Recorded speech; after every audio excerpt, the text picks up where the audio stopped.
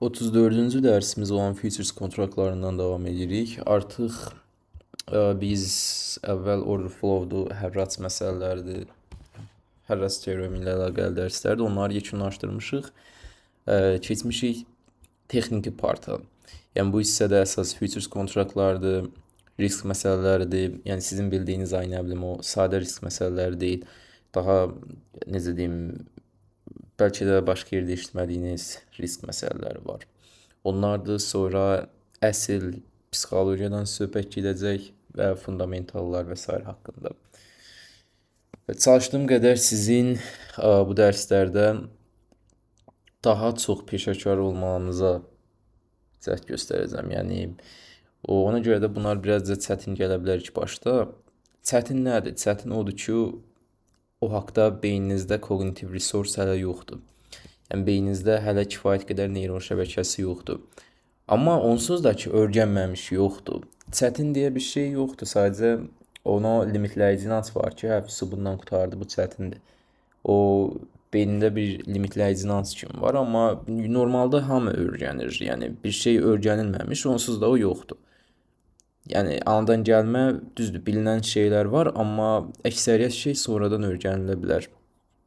Və eyni zamanda da nəyisə bilmirsinizsə, məsələn, o neçəncə dərs filan termini bilmədiniz, bəziləri deyir, çox termin istifadə edirsən, termin işlətmə. Bu nəzərə alın ki, siz oyuncaq öyrənmirsiniz, siz ciddi bir işi öyrənirsiniz. Burada təbii ki, terminlər olacaq, təbii ki, yad gələn şeylər olacaq. Burada nə qədər sadələşdirsən belə, nə qədər rahat başa düşəcəyiniz dilə gətirsən belə, burada bunlarla qarşılaşacaqsınız və öyrənəcəksiniz. Bilmədiyiniz bir şeydən qaçmaq yox, onsuz da ki, öyrənəcəksiniz. Üzləşəcəksiniz, məruz qalacaqsınız. Futures kontraktları haqqında sizin əvvəllər də danışmışam, amma indi daha professional öyrənməyiniz üçün danışmaq istəyirəm. Bir çoxsu məsəl üçün yeni başlayanlar kriptodan başlayır, çünki adı tanış gəlir. Əvvəl çox vaxt eşidib hər yerdə kriptolar haqqında filan kəs milyonçu oldu, filan kəs milyonçu oldu. Belə rahatdır qazanmaq ilə, rahatdır deyil, yəni belə miflər dolaşır da. Və yaxud da Forex-də olur, çünki valyutalar tanış gəlir. Evronun da adını eşidib, dolların da adını eşidib, poundun da adını eşidib, məsəl. Bunlar ona tanış gəlir. Bunların ticarəti də ona tanış gəlir. Elə bir düşünür ki, kriptoyu alıb saxlayacaq, qalxdıqca qazanacaq, valyutaları alıb satacaq, bunlar arasındakı fərqdən qazanacaq. Belə şeylər ona əvvəlcə ki, yəni bizim gündəlik məruz qaldığımız həyatda, eksperiment etdiyimiz həyatda daha çox üzləşirik deyə onlara üstünlük verir. Amma futures'la əslində onlar o qədər də çox üzləşmirsiniz. Ona görə də futures ilk başda yad gələ bilər. Amma bu o deməkdir, çətindir. Ağırdır. Oy futures kontraktları, müqavilələr bağlamaq, oy mənlik deyil müqavilə, zivlə düşərəm. Burada o müqavilədən söhbət getmir. Futures kontraktları tamam fərqlidir. Yəni bu elə də yəni belə desək, başqa deyişlə abartılacaq dərəcədə, sizin abartılacaq dərəcədə gördüyünüz kimi bir şey deyil.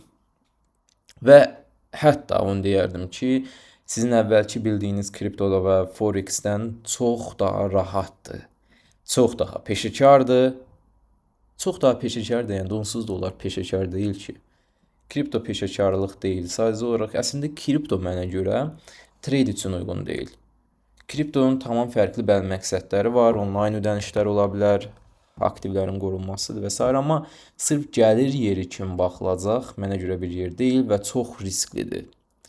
Çox risklidir. Orada hansısa bir pozitiv expectancy verən bir edge tapmaq belə yuxu kimidir.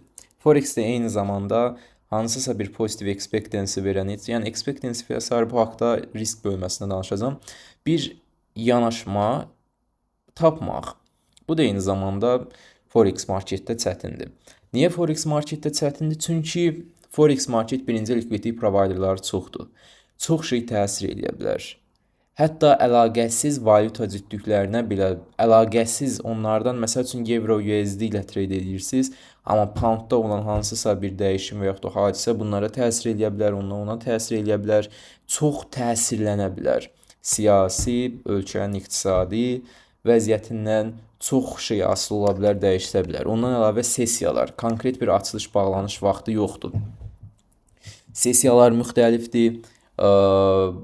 Market iştirakçıları tamam fərqli yerlərə dağılıb və konkret bir açılış zamanı yoxdur ki, orada çox likvidlik ola, open interest sürətlə arta və siz orada daha rahat trade edəsiniz.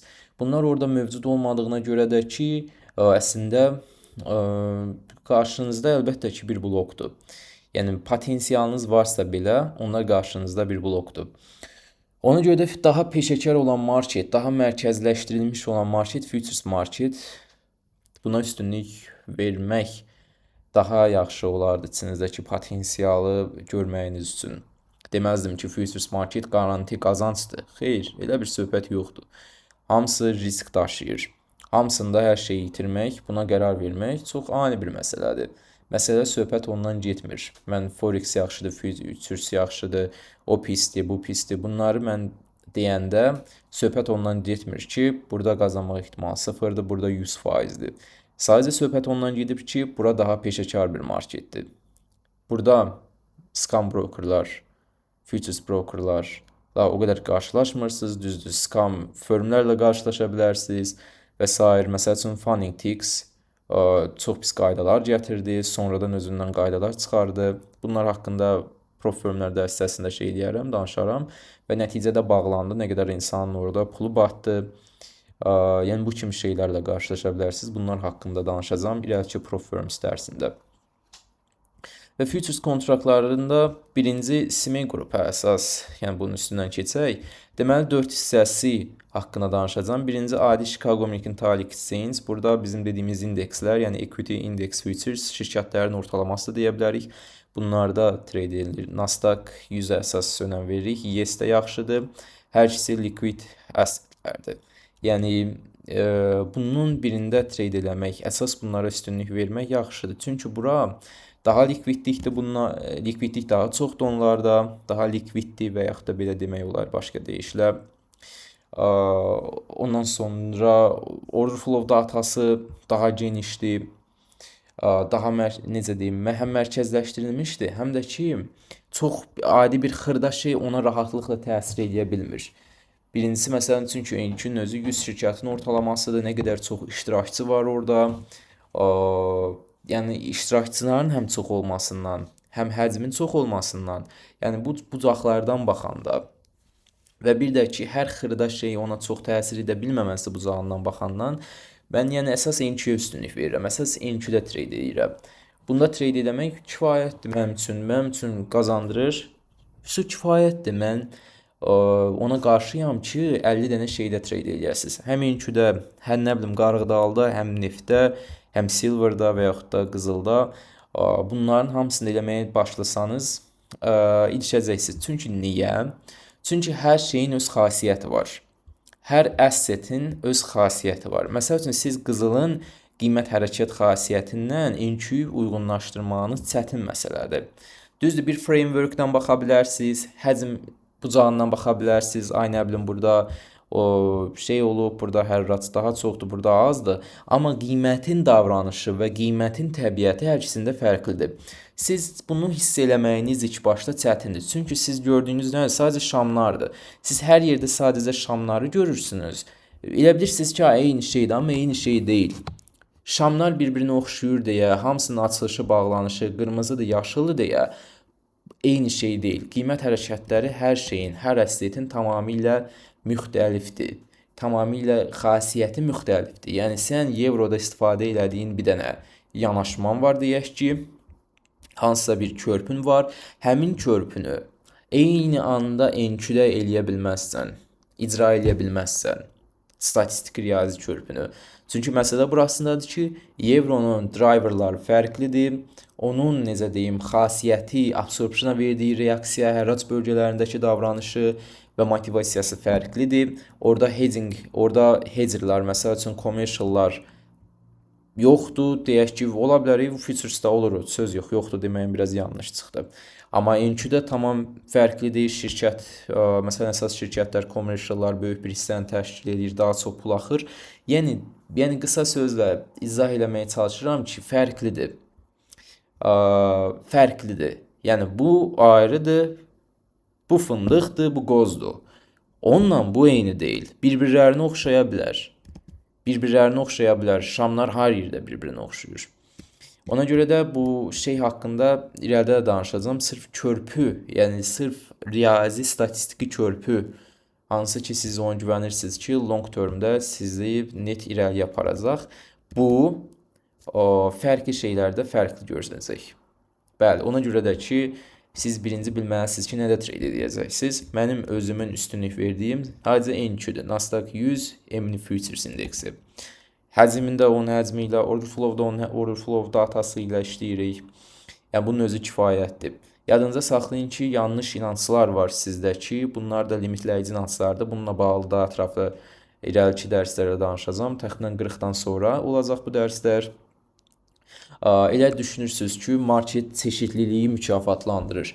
Həm qızılda, həm NQ-də, həm valyutalarda, həm kriptolarda trade edən daha çox qazanar. Çünki niyə? Daha çox şeylərdə trade edir. Daha.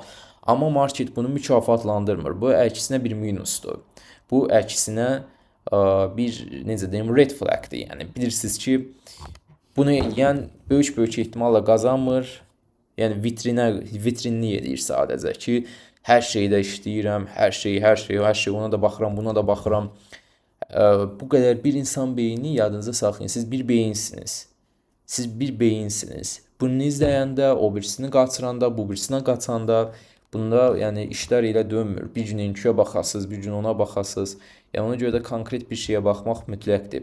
Kim ki mənim dediyimin əksini deyir, deyə bilər, amma deyən də ki, konkret hələ deməli, məlum məsələdir ki, ya təcrübəsizdir, ya nə bilim özünü şey eləməyə çalışır, reklam eləməyə çalışır, vitrinə qoymağa çalışır ki, ay nə bilim mən hər şeydə trade edirəm, bütün hər yerə baxıram. Bu tamamilə boş bir söhbətdir. Düzdür, futuresi də eyni zamanda bəzi valyutaların var. Məsəl üçün yen futuresi, euro futuresi, poundun futuresi var, Kanada dollarının futuresi var. Hər şeyin demək olar futuresi var. Məsəl üçün qidaların, qarğıdalının, buğdanın, soybean filan, nə bilim, düyünün, bunların futuresi var. Enerji futureslər, yəni necə deyim, neftdir, natural qazdır, yağdır, qazolindir və metallar var burada. Qızıldır, silverdir, copper, platinum, palladium filan metalların da eyni zamanda futuresi var. Yəni deyirəm, bunlar tamam fərqli likvidlik görəcəksiniz. Məsəl üçün siz goldda olan, qızılda olan şeylə palladiumda eyni qiymət hərəkətini görməyəcəksiniz. Hərəkət keyfiyyətidir, volatillikdir, tamam fərqli olacaq. Məsəl üçün siz qarğıdalda trade eləsəniz, görəcəksiniz, burada likvidlik yoxdur. Kim niyə qarğıdalda trade eləsin? Uzaqbaşı fermerlər, commerciallar orada hedging edir. Və yaxud da şeylər, necə deyim, o qarğıdalını istehlak edən şirkətlər. Yəni görəcəksiniz ki, yeni şey yoxdur. Ona görə deyirəm ki, qiymət şamlar bir-birinə oxşasa belə eyni deyil. Birinci futures haqqında, yəni bu kontraktlar, futures kontraktlarının tarixinə baxaq və niyə varlar, necə yaranıb, bunların səbəbi, məqsədi nədir? Və futures kontrakt deyəndə bu kontrakt müqavilə, ağlınıza bizim bildiyimiz imzaladığınız müqavilə gəlməsin. Necə ki, Forex-də lot var, kriptoda nə bilim şey var, dənə var, nəsə də onun dənəsi. Bax, orada da kontrakt da burada elə şeydir. Nə bilim, neçə lotla girdin, bax, buranın da kontraktı var. Orada lotdur, Forex-də burada kontraktdır. Yəni, necə deyim, mürəkkəb bir şey yoxdur. Kontrakt deyəndə sən gəlib, kağız töküb imzalayıb, short longa girmirsən, nə bilim, şey eləmirsən. Sadəcə mən tarix haqqında danışacağım. Bunu yadınıza saxlayın, sonra qrafikin üstündən biraz keçərik, bu kontraktları yenə müzakirə edərik. Yəni, mürəkkəbləşdirməyin. Çünki bəzən məndən soruşanlar olur, bu futures nədir, keçmək istəyirəm, amma qorxuram. Futures, necə deyim, bu kontrakt nə olan şeydir. Mən görürəm ki, bəzən nəyisə öyrənmək istəyənlərdə içində bir narahatçılıq olur. Sanki hələ öyrənmək istəyir. Sanki hələ keçməmiş, bir öyrənməyə başlamamış, əvvəlcədən bilib sonra öyrənmək istəyir. Bu sizin düşdüyünüz böyük tələdir. Siz nəyi öyrənəcəyinizi, nəyi öyrənməyəcəyinizi əvvəlcədən bilib buna başlaya bilməzsiniz. Siz yanılğı içərisindəsiniz. Çünki siz hələ onu bilmirsinizsə, siz bilə bilməzsiniz ki, nəyi biləcəksiniz, nəyi bilməlisiniz. Bunun tələsinə düşməyin. Yəni onu seçə bilməzsiniz. Mən oturum, gözlə nəyi bilim. Bu filan şey nədir? Bunu birazca bilim, sonra da bilim. Yəni əvvəlcədən bunu bilməmiş əvvəlcədən bilə bilməzsiniz axı. Ona görə də bu insanlar hansı tələyə düşür? Yanlış yola düşürlər. Gedirlər, ha, görürsən mən nəyi bilim? A, filan kəs nədən danışır? Evrodan danışır. Ha, bu mən bu evroyu bilirəm, ha? Aha. Aha, texniki analizat. Aha, bundan da danışır. Aha, oy oy oy, qrafiklər də var, havalıdır, fizik qutardı. Bu mənim adamımdır. Mən bundan öyrənəcəm. Mən Forex-də trade edəcəm. Aha, kripto. Aha, xəbərlərdə gördüm kripto. Aha, mən tanıyıram kriptoyu. Sanki tanış gələn nöqtələr tutmağa çalışır da, elə bilir ki, onu daha rahat öyrənəcək və daha çox pul var burada. Ora yönəlir, o tələnin içinə yönəlir. Gəlin bir dənə bu tarix haqqında danışaq. Hə, CBOT, yəni ən birinci, ən köhnəsi Chicago Board of Trade-dir. Deməli 1848-ci ildə yaranıb. Deməli, biraz şey haqqında danışaq, yəni futures məsələsi. Deyək ki, fermer bu il məhsulun çox olduğunu görür ki, hər kəs bu qalan fermerlərin də məhsulu çoxdur, qarğıdalı. Deməli, məhsul çoxdursa nə olacaq? Qarğıdalını dəyər itirəcək. Amma fermer narahatdır, istəyir hamısını indidən 3 dollara satsın, qarğıdalısa dəyər itirməsin. Bunu gedib şirkətə sata bilmir. Çünki qarğıdalını fermerdən alan şirkət, onunla nəsə məhsul hazırlayan şirkət daha ucuz qiymətdən almaq istəyir və yaxud da hazırda 3 dollardan alacaq yeri yoxdur. Yəni onu alıb neynəsin? Ehtiyacı olan qədərini alır. Ona görə fermer neynir? Həmin vəziyyətdə istəyir ki, 3 dollar olan qarğıdalısının 3 dollar olan qiymətini qorusun. Yəni gələcəkdə qarğıdalının dəyəri düşsə, deyək ki, 2 dollara düşəcək gələcəkdə, bu orada pul itirməsin. Bunun üçün short pozisiyasına girir. Yəni necə deyim, sell kontraktı açır. Nəyə? Şirkətlə arasında müqavilə bağlayır ki, gələcəkdə qarğıdalının qiyməti 3 dollardan, lap deyək ki, 1 dollara düşsə belə, sən məndən qarğıdalını 3 dollara alacaqsan. Futures kontraktına görə belədir ki, qiymət nə qədər düşsün, yəni mən əvvəlcədən çünki sənlə burada futures kontraktı bağlamışam. Qiymət ora düşsə əgər ki, 3 dollardan 1 dollara, fermer bu zaman 2 dollar, bu deyək ki, bir kontraktla qazanır, şirkət isə bir kontrakt başına 2 dollar itirir. Burada daha ətraflı yazmışam. Həmin vəziyyətdə onlar qarğıdalıları sata bilmirlər. Nə şirkət ucuz qiymətə ehtiyacından çox ala bilmir, nə də necə deyim, fermer daha çoxunu sata bilmir. Qiymət get-gedə daha çox düşə bilər deyə. Ona görə onlar razılaşma sənədi kontrakt bağlayırlar. Satış razılığı odur ki, qiymət gələcəkdə hara gedir getsin, həmin qiymətdən satmağa razı qalırsan.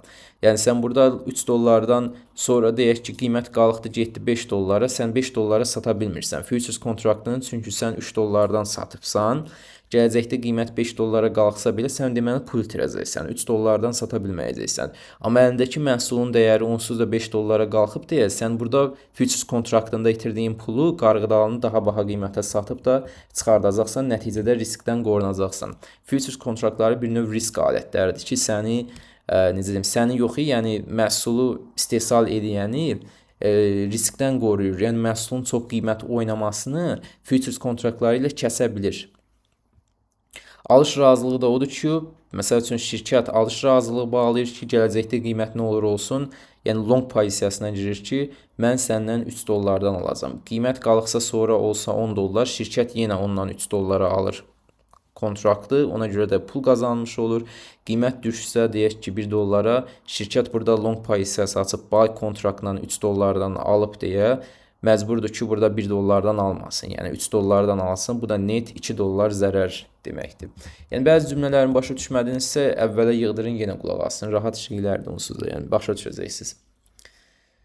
Burada yenə qeyd eləmişəm, yenə baxa bilərsiniz. Fermer bu yerdə şirkətlə satış kontraktı bağlayır. Məsəl üçün deyək ki, 2 dollara düşəcəyini gözləyirsə, bu il məhsulu dəyər itirsə belə, şirkət kontraktı məhsulun 3 dollar olan qiymətdən satdığı üçün qiymətində satdığı üçün məhsul dəyər itirsə də futures kontraktında qazanır.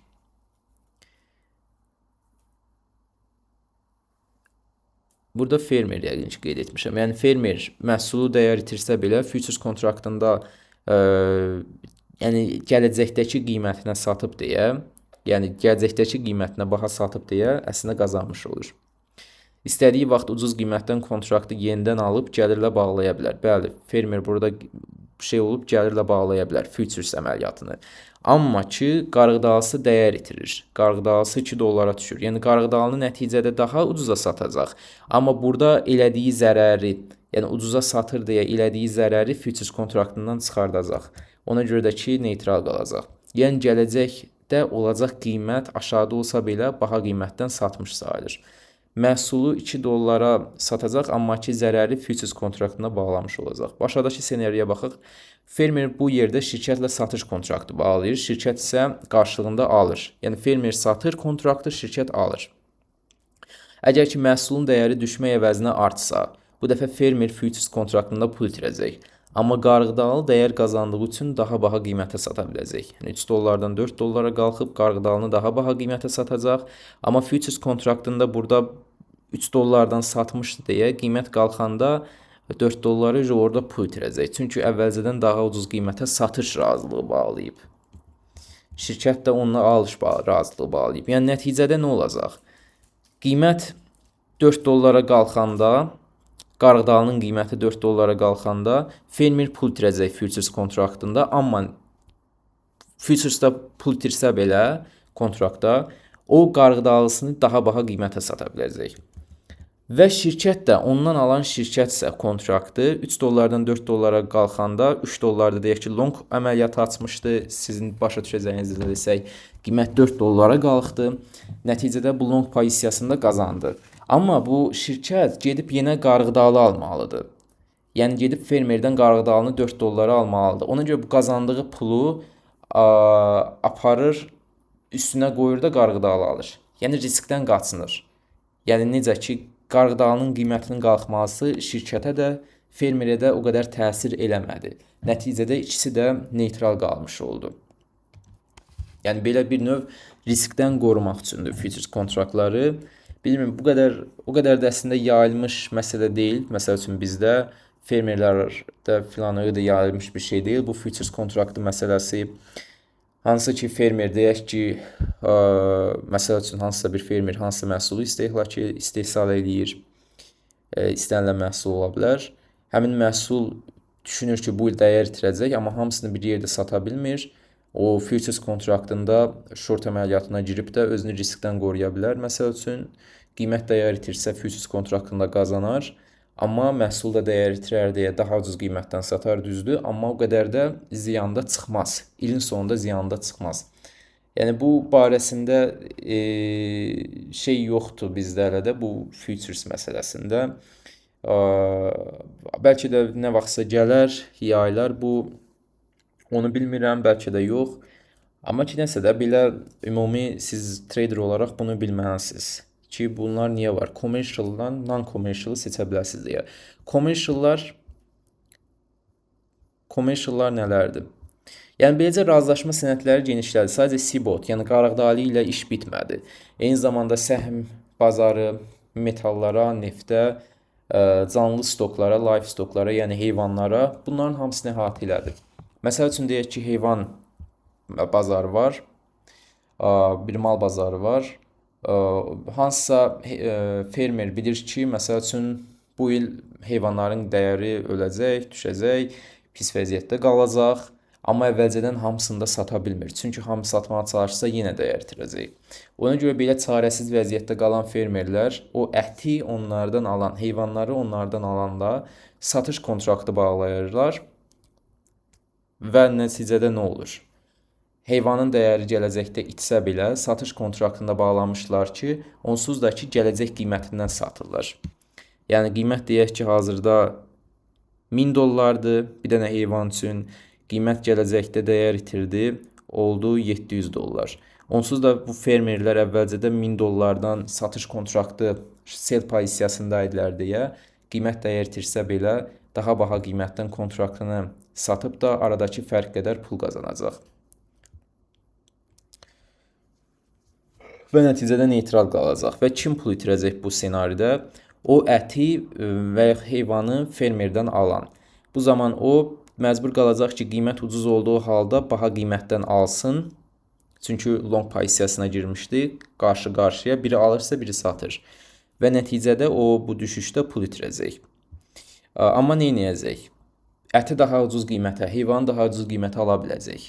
Yəni nəticədə düzdür, futuresdə pul itirsə belə, amma belə daha ucuz qiymətə alış imkanı düşür əlinə. Commerciallar futuresdə iki cür istifadəçi var. Əsasları qeyd etmişəm. Yəni bir də retaillər, bunlar non-reportable sayılır kodda. Commerciallar olardı ki, məhsullarının gələcək qiymətini qoruyur. Məsələn, fermer. Məsələn, deyək ki, başqa bir şirkət olsun, hansısa məhsulunun qiymətini qorumaq üçün futuresini açır. Məsəl üçün, böyük bir şirkətdir, texnologiya şirkətləridir. Məhsullarının dəyər itirəcəyini düşünüb əvvəlcədən özlərini qorumalıdırlar. Özlərini qarantiya almalıdırlar ki, itirməsinlər, çox şey itirməsinlər. Non-commerciallar isə onlardır ki, qiymət dəyişimindən pul qazanır. Yəni onların əlində qarğıdalısı, heyvanı və yaxud da hansısa səhmi yoxdur, hansısa şirkəti yoxdur. Onlar yəni şey deyil, sahibkar deyil, istehsalçı deyil. Onlar bir növ belə düşünün ki, analiz eləyir, bazarı analiz eləyir. Necə ki, biz baxırıq order flow-a, ən çox maraq zonası haradır, qiymət ən çox harada, hər rast qəbullanması tapıb, volatillik rejimi necədir və s. Biz bunlara şeyə baxırıq və qərar veririk.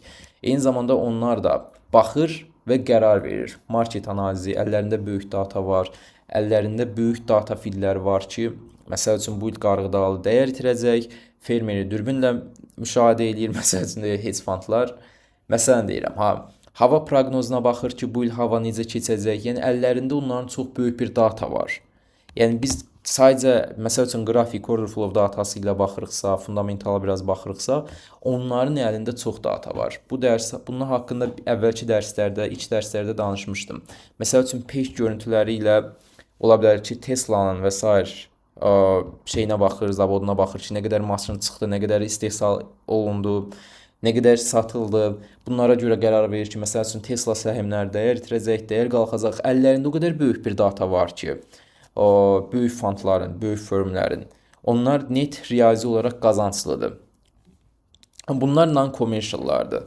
Bunların məqsədi qiymət dəyişimindən pul qazanmaqdır. Speculator'dır. Speculator yəni nə?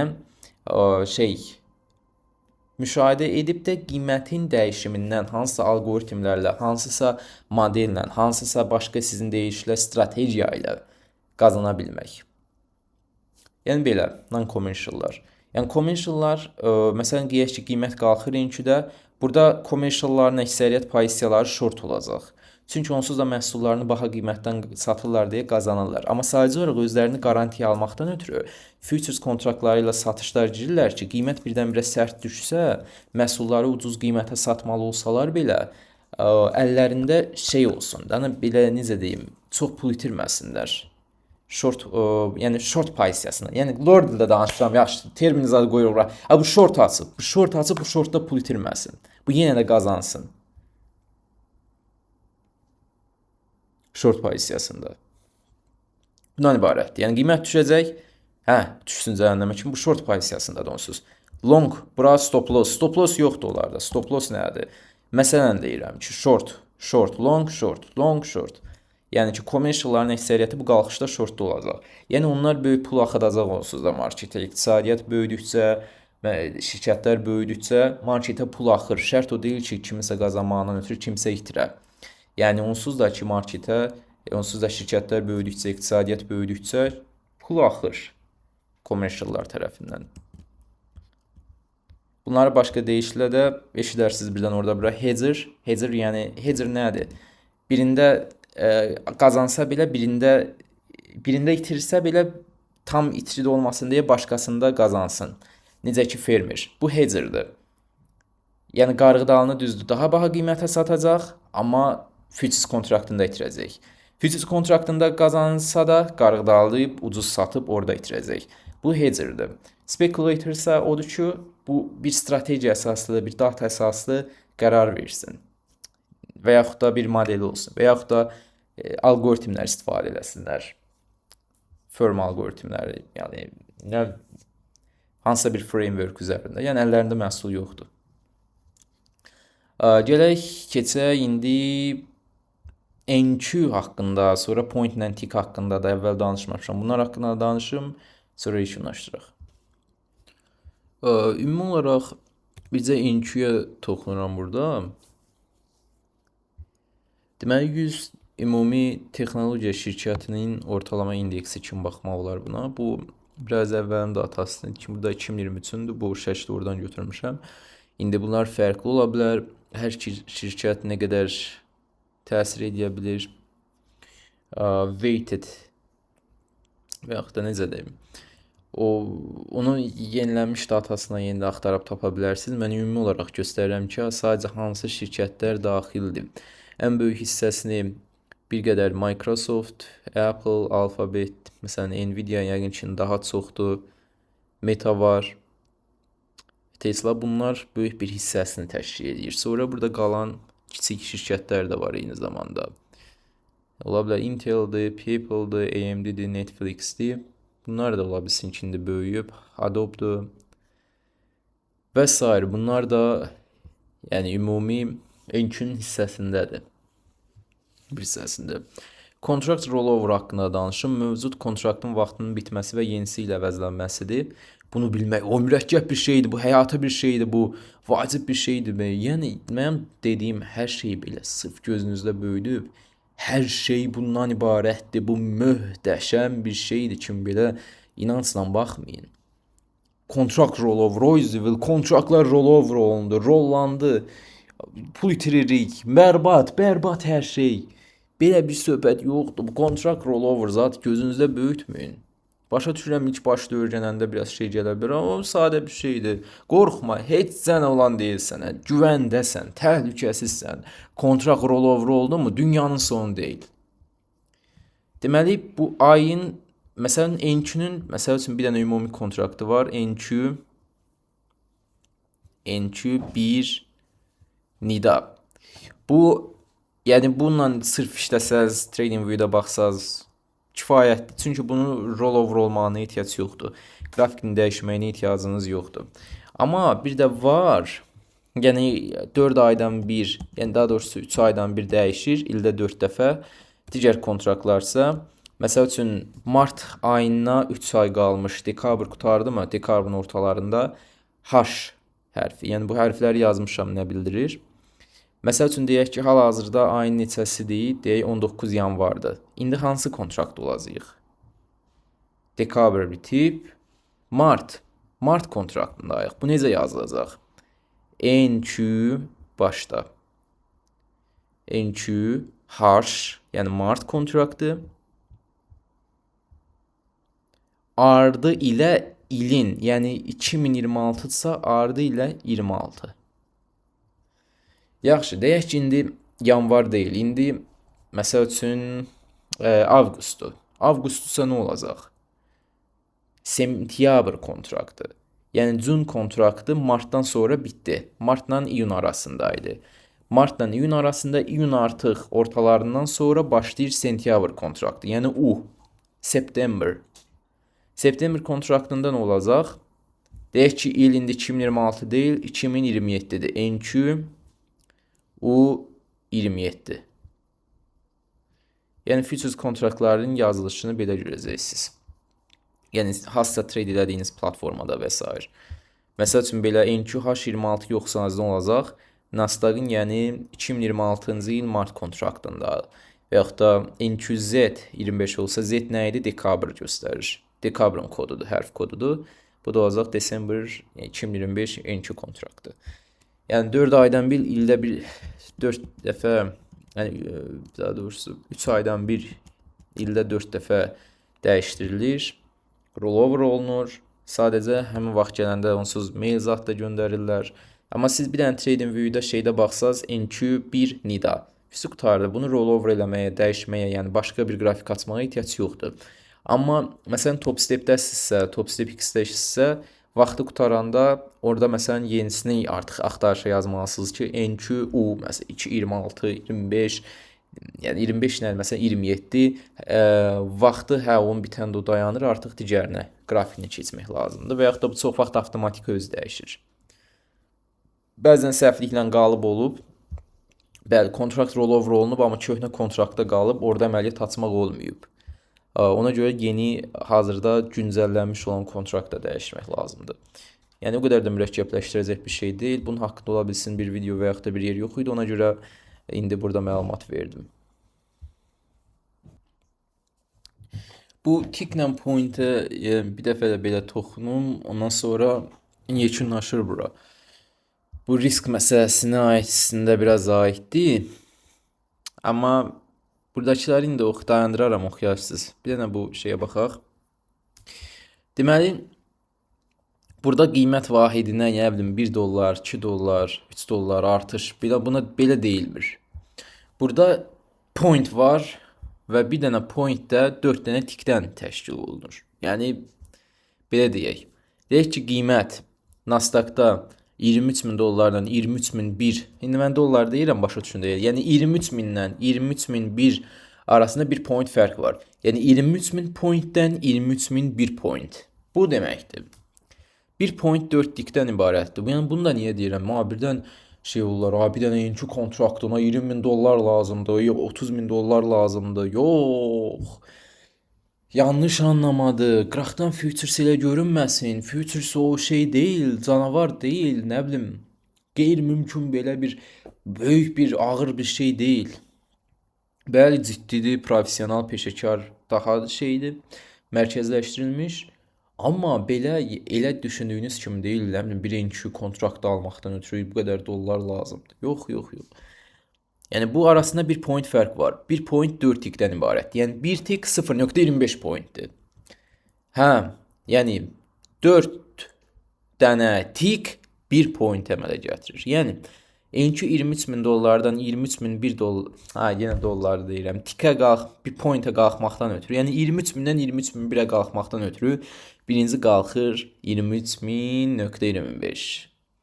23.000 tam %50 və yaxud da tam onda 5.50, sonra qalxır 0.25 yenə 23.000.75, sonra 23.001.00. 4 tik. Və bu risk ölçüsü haqqında danışıram. Buranı oxusaz da başa düşərsiniz. Mən də üstündən keçim. Bir point hərəkət birinci kontraktı ilə 20 dollardır. Məsələn, deyək ki, bir kontraktla long əməliyyatına girirsiniz, yuxarıya qalxacağını düşünürsünüz. Qiymət 23.000-dən 23.005-ə qalxdı. Fərq nə qədərdir? Girdiyiniz yer 23.000 idi, qalxdı oldu 23.005. Fərq 5 pointdir. Deməli, bu əməliyyat sonunda qazancınız nə qədər olacaq? 1 enki vururuq 5 pointə, onu da vururuq 20-yə. Çünki niyə 1 point birinci kontraktında 20 dollardır. 5 pointli hərəkətdə birinci kontraktında 20-yə vuranda 100 dollardır. Deyək ki, siz iki enki kontraktla giribsiniz. Bu zaman 5 point qalxışın sonunda yekuna nəticəsi nə qədər olacaq? 2 enki vururuq, 5 pointi vururuq 20-yə, eləyir 200 dollar. Bundan ibarət. Sadəcə kontrakt sayını point sayına vurursunuz. Onu da ki, birinci də 20-yə vurursunuz. Bir də micro enki deyə bir şey var. Microda isə, micro sanki bir enkinin onda biridir. Riski düşürmək üçündür. Siz yarım enki ilə açanmazsınız əməliyyat. Məsələn, yarım insan deyə bir şey var. Məsəl üçün deyək ki, sinifdəki insanlar sayı 5.2 ola bilərmi? Yəni tam olmayan bir insan varmı? Bunun yarısı kəsilib deməli. Yarısı kəsilib bunun. Elə bir şey yoxdur. Bir enkinin də yarısı deyilən 0.5 enki deyilən bir şey yoxdur. Yəni kontraktı yarıya bölə bilməzsən. 0.5 kontrakt deyə bir şey yoxdur. Tam var. Kontraktı yarıya bölmək, kontrakt müqavilə sənədini cırmaq deməkdir. Yoxdur, yəni ona görə də ki, yarım kontrakt yoxdur. Və nə var? Bir enkiyi o cür yarıya bölmək olar ki, mikro istifadə edəsən. Yəni bir enki 10 mikro deyə, yarım enki də teorik olaraq 5 mikro olacaq. 5 mikro enki. Bunda qabağında belə yazılır, M hərfi yazılır. Enkidə sadəcə enki, bir enki, üzərində isə mikro enki. Yəni, mart kontraktı 2026 enkinin mat kontraktı mikro necə olacaq? M, N, Q, mart nə idi? H, 26.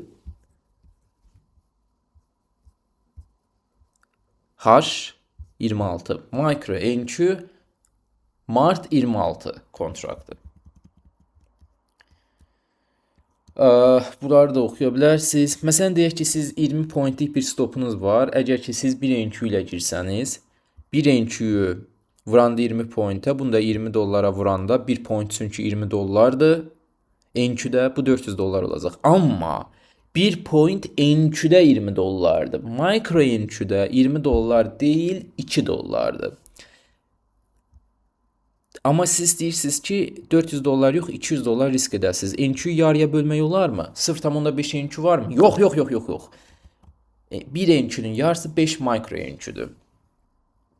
Onu elə bölmək olar. Bu zaman mikro əməliyyata girirsiniz. 1 mikro ençüdə 1 pointlik hərəkət 2 dollardır. Yəni 400-ün yarısı 200 dollar risk etmək üçün ençünün yarısı olan 5 mikro ilə 5 mikro ençü ilə əməliyyata girməlisiniz. 1 mikro ençü, yəni deyək ki, 1 ençü 10 mikro ençüdür və bunun da yarısı edir 5 mikro ençü. Yəni 1 ençünün 0,5 ençüsü, yəni yarısı yoxdur, amma onu 10 dənə mikro ençüyə bölüb də onun yarısını götürmək olur. 5 mikro ençü. Nəticədə 1 mikro ençüdə 1 point hərəkət. Burada hərəkət. Nəticədə 1 mikroda 1 point hərəkət 2 dollar olduğu üçün 20 point hərəkət 1 mikro ençüdə nə qədər olacaq? 1 mikro ençü ilə giribsiniz. 20 pointli hərəkətə 1 point hərəkət də 2 dollardır. Nə qədər edir cəmi? 40 dollar edir. Yəni 1 mikro ilə 20 pointli hərəkət 40 dollar eləyəcək. Amma siz istəyirsiniz ki 40 dollar yox 200 dollar risk atmalısınız. Bu zaman 1 mikro ilə yox 5 mikro ençü ilə girəcəksiniz. 5 mikro ençüdə 20 pointli hərəkət 1 pointi 2 dollardan nə qədər edir? 200 dollar. Bundan ibarətdir. Bu kontraktın riskinin hesablanması filan bəzilərində dəyişə bilər. Futures kontraktında, yəni bunda ençü üçün mən izah elədim. ES-də daha fərqlidir. Yəni bunlar yəni ki, hər şeyin öz şeyinə baxa bilərsiniz. O biraz araşdırıb da. Mən sadəcə əksəriyyət ençü üstündən gedəcək deyə də düşünürəm ki, sadəcə bunun üçün izah elədim. Bir dənə qrafikdə keçək ümumi biraz göz qaş ataq. Deməli, hazırda mən nəyə baxıram? Ençüyə. Bax, ençü bu. Simbol ençü 1. Burada rollover ehtiyac yoxdur. Deyək ki, siz point hərəkətində baxırsınız. Deməli, siz deyək ki, buradan long əməliyyatına giribsiniz. Hədəfiniz də buralardır. Belə bir əməliyyata giribsiniz. Burada neçə point edir? Ona baxaq. Belə də baxmaq olur ki, qısa yol olaraq Shift üstə gəlsin. Heç nə. Sadəcə Shift-ə basılı tutub da mouse-la bir yerə klik eləsəniz, belə bir şey alınacaq. Ondan sonra scroll eləyin, scroll yox, sürüşdürün o tərəfə, bu tərəfə pointi göstərəcək. Məsəl üçün belə yuxarı sürüşdürəndə nə qədər? 24 point, 24.5, belə 29, 35, 45, 55, aşağıya da eyni. Neçə point aşağıya doğru gedirsə, baxın, rəqəmlər dəyişir, göstərir. Shift-ə basaraq da eləmək olur. Shift-ə basıb belə tutaraq, məsəl üçün 36 point təxminən, görürsünüz 36.25. 36.25 tik. Yəni 25 tik yox, yəni 1 tik. 36.25. Yəni 1 tik 0.25 pointdir. Nə qədər elədi? Deyək ki, təqribən 36. Deməli, bir ençü ilə girsəniz bu əməliyyata nə qədər edir? Bir ençü ilə girəndə. Bir ençü vururuq neçəyə? 36 pointə. 36 point. Və 1 point neçə dollardır? 20 dollar. Bu da eləyəcək 72, yəni 200, daha doğrusu 720. 720 dollar. Yəni bu əməliyyatın nəticəsində, bu əməliyyatın nəticəsi 720 dollar qazanc sabit edəcək. Bir ençü ilə girəndə. Fonlarda adətən top stepdə 50 minlik hesab, minimum hesab ölçüsü. Orada 5 kontrakta icazə verir. 5 kontraktsa, 5 ençü kontraktsa nəyə bərabərdir? 5 ençü kontraktsa maksimum 50 mikro ençü kontraktı deməkdir. Yəni ya maksimum 5 ençü açmaq olar və yaxud da mikro kontrakt ilə maksimum 50-yə qədər mikro kontrakt açmaq olar. Yəni bu əməliyyatın teorik olaraq Deyək ki, belə bir əməliyyatın teorik olaraq var. Bir də ki, hə, yəni bunu deyirəm. Burada faiz ölçüsüdür filandır. Bu forex kimi işləmir. Burada çox daha scalable-dır. Bəli, kiçik əməliyyatlar kifayət edir. Skalplar uzaq getməkdən ötürü, yəni azgözlüyə və s. çox da ehtiyac olmur ki, ay böyükləri tutum, böyükləri vurğun edeyim. Elə bir söhbət yoxdur. Nəticə necə olacaq? Necə olacaq? Deyək ki, 5 NQ ilə girsəz bu hərəkətə, 5 NQ, deyək ki, 5 NQ ilə lap buna girməyibsiz. 20 pointlik bir yerə giribsiz. Nə qədər eləyəcək? Bax, burada da yazılır. Targetin qabağına baxın, 23 point. Biraz aşağı çəkək. 20 point deyək. 20 point. Deyək ki, belə bir əməliyyata giribsiz. Birim-birəm bu haqda danışaraq risk bölməsində. Belə bir burada düşünürsünüz qalxacaq, belə bir əməliyyata giribsiz. Düşünürsünüz də indi mən nəyəsə, əsasən nəyəsə. Bunu vururuq 20 pointə. Bunu da vururuq neçəyə? 1-də 1 pointlik hərəkət. Yəni 1 point hərəkət 20 dollardır. Bu isə nəticəsi nə olacaq? 100, 10-da 20-yə vuranda 2000 dollar.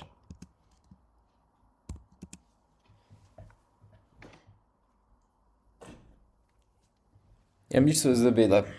Yəni maksimum 20 pointlik hərəkətdən 5 NQ ilə girib də 2000 dollar qazanca bağlama olur. Teorik olaraq bax, kiçik bir qiymət hərəkətidir. Ona görə deyirəm, böyüklərə o ehtiyac yoxdur. Kiçikləri güvənlə götürə bilməyin özü kifayətdir. Təbii ki, o qədər böyük ölçü ilə girmək çox böyük risklidir. Mən maksimumu göstərmək istəyirəm. Fonlar nəyə icazə verir? Əlbəttə ki, o qədər də içki şeyi var.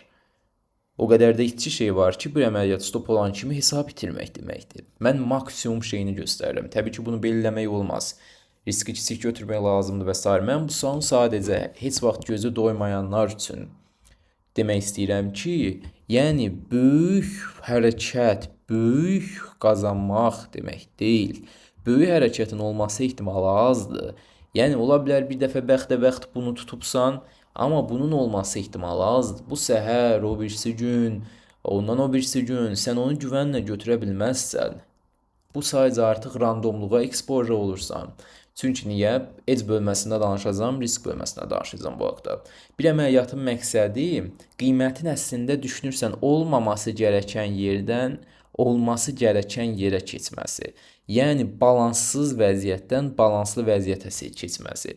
Qiymət deyək ki, burada balanssızlaşır, artıq buralarda balanslı vəziyyətə keçəndə sən randomluğa ekspoje olursan. Çünki artıq qiymət olması gərəkən yerdədirsə, sənin buranı hədəfləməyin daha randomlaşır.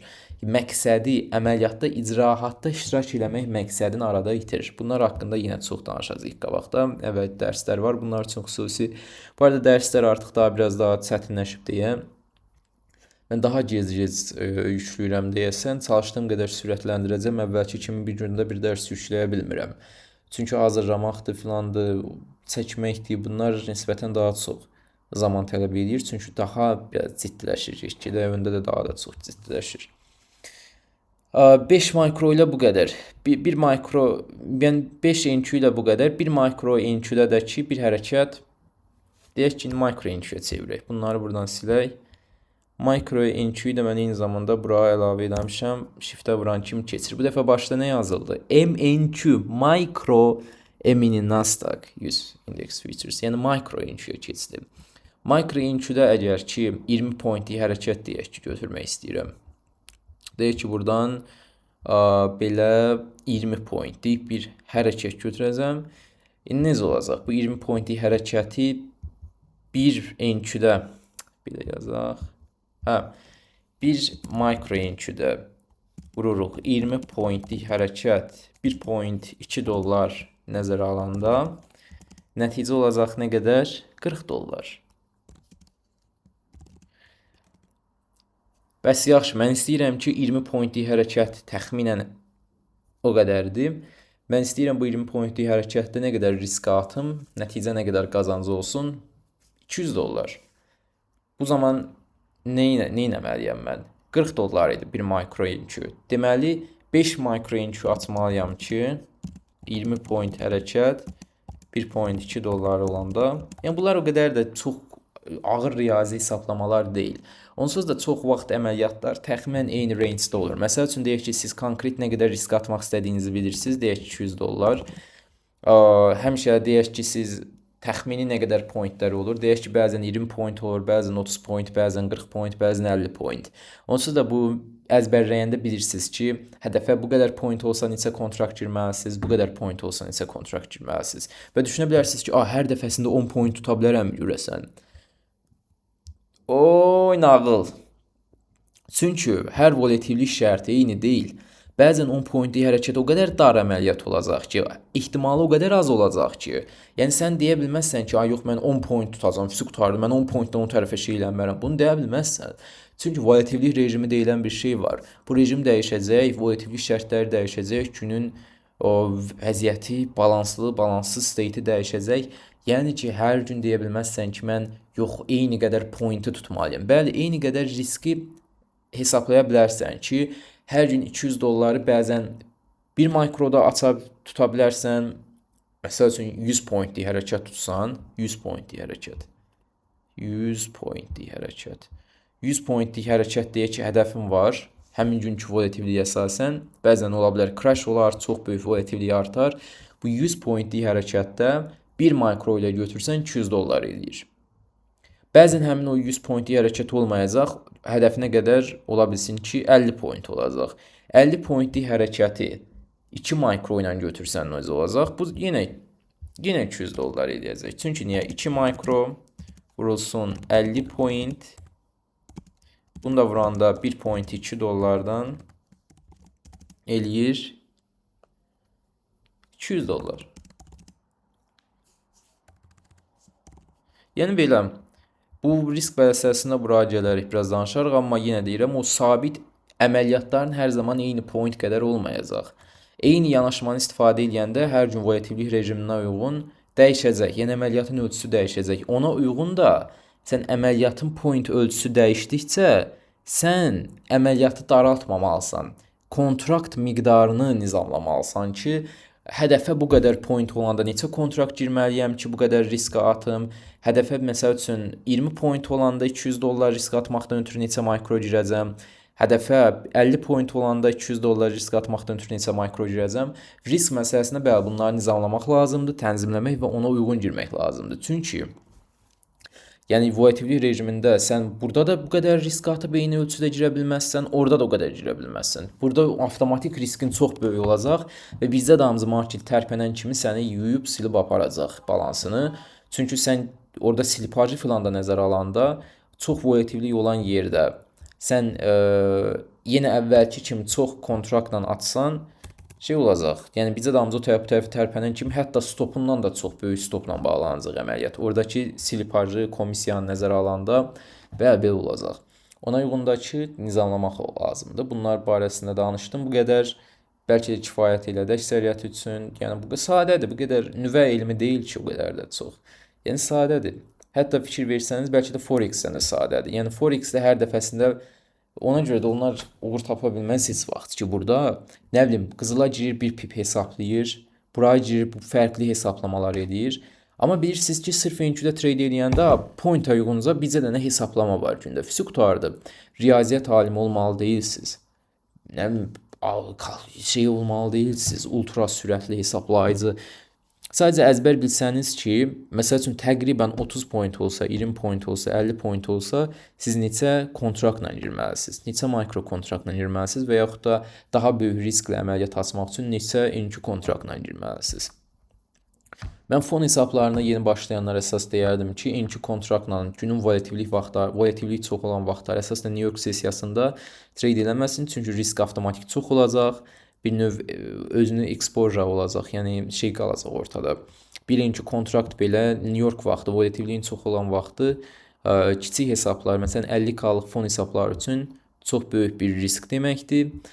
Bu barədə yenə risk şeyində danışacağıq. Risk dərsi biraz çox daha geniş olacaq. Belə bu dərsdən bu qədər, görüşənədək.